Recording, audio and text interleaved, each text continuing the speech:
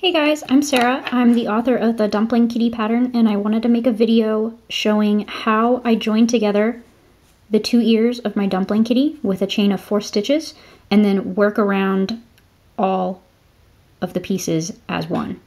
I've been getting a few questions about this part, and it's a little bit tricky because in the pattern I tell you to skip certain spots that look like stitches but aren't.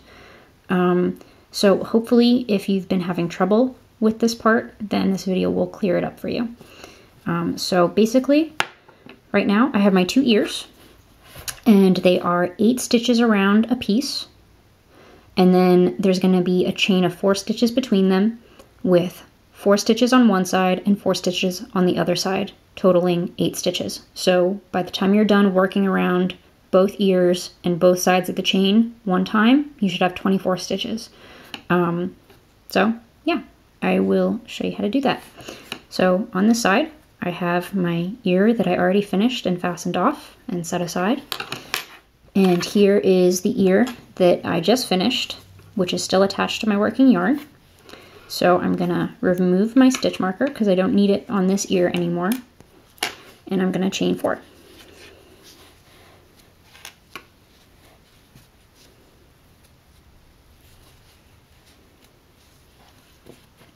So I have my second ear right here with my chain of 4 stitches and my first ear right here.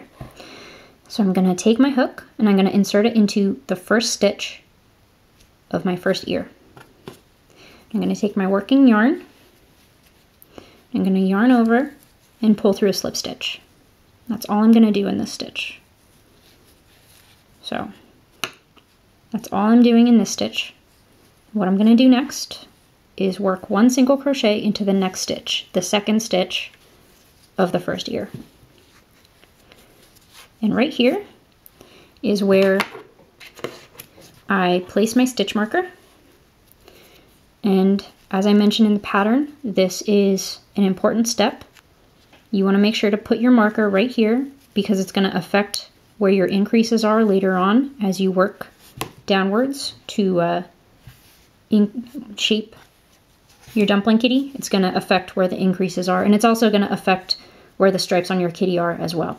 So make sure to put your marker in this second stitch right here, not this first one where you made the slip stitch, the second one. So this is going to be the first stitch of your round, and we are going to continue single crocheting around the first ear. So here's our second, third stitch, fourth stitch, fifth, sixth, and seventh. And right here is where you're going to want to skip your first spot, and I will show you why. So you're going to get to this spot, and this right here looks sort of like it could be a stitch, but it's not. It's just the slip stitch where you originally fastened off your first ear when you finished it. And you don't want to work into this spot because it's all loose, and if you do, then you know it's going to leave a big hole and it's not going to look good. You don't want to do that. So instead of working into this spot right here, we're going to work into this spot right here. So skip that, insert your hook into here instead. And then you can also tuck your original yarn tail from the first ear behind, and then make this stitch. There you go. So now that you've done that, you've completed 8 stitches on the first ear. 1, 2, 3, 4, 5, 6, 7, 8.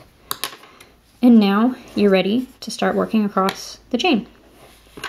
So this part is a little tricky because the stitches are tight, but you're going to work into the 4 stitches on the back of the chain, the 4 little butts right here.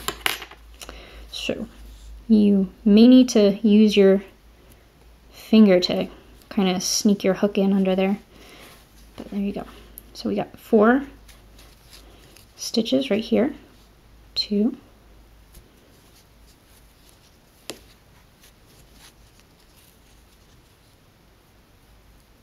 3,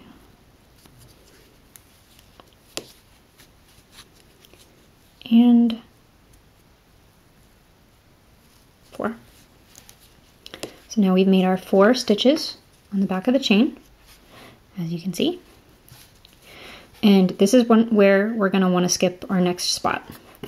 We're going to want to skip this right here, the spot that the chain is originally coming out of. You don't want to work into this stitch because it's actually not one of the original 8 stitches on the top of the second ear. The 8 stitches are here.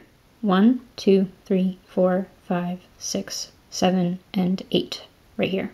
So this looks like a stitch, but it's actually the stitch below where you originally made your chain.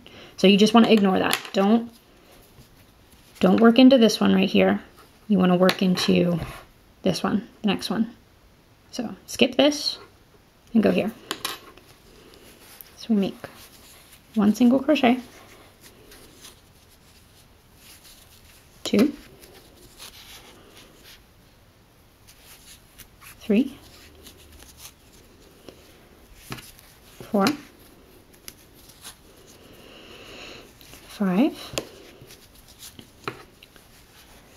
6, 7,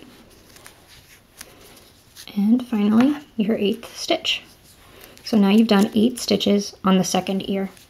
And now all that's left to do is work into the 4 remaining stitches on the chain right here. 1, 2, 3, and 4.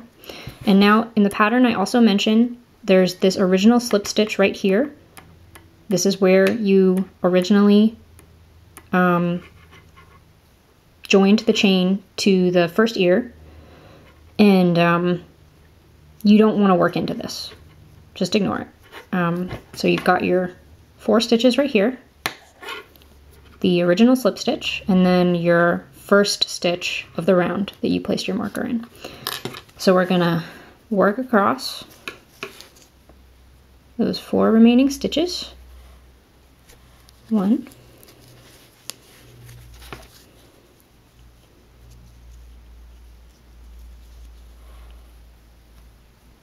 2, they're a little tight,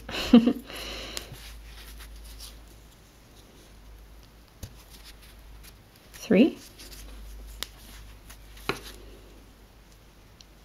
and 4. And like I said, this little guy right here, I don't know if you can see too well, but this, you're just going to want to ignore it. You've got your 4 stitches, and then when you're ready to proceed into round 5 of the pattern, you're just going to work directly into this. This is going to be the first stitch of your next round. And as you can see, now that we worked around both ears and both sides of the chain, and we skipped all the non-stitches that we don't want to work into, we have 1, 2, 3, 4, 5, 6, 7, 8, 9, 10, 11, 12, 13, 14, 15, 16, 17, 18, 19, 20, 21, 22, 23, and 24, right there. So now that you've got your 24 stitches, you're ready to proceed into the following rounds. And then as you work, your dumpling kitty will begin to take shape into something more like this. And then you can start to make your stripes. And because you made sure to place the marker in the correct stitch, everything should work and the stripes should be in the correct place. And then when you're done, you should end up with a finished kitty. I hope that helps. If you have any other questions, feel free to email me and hopefully I can clear it up. Thank you.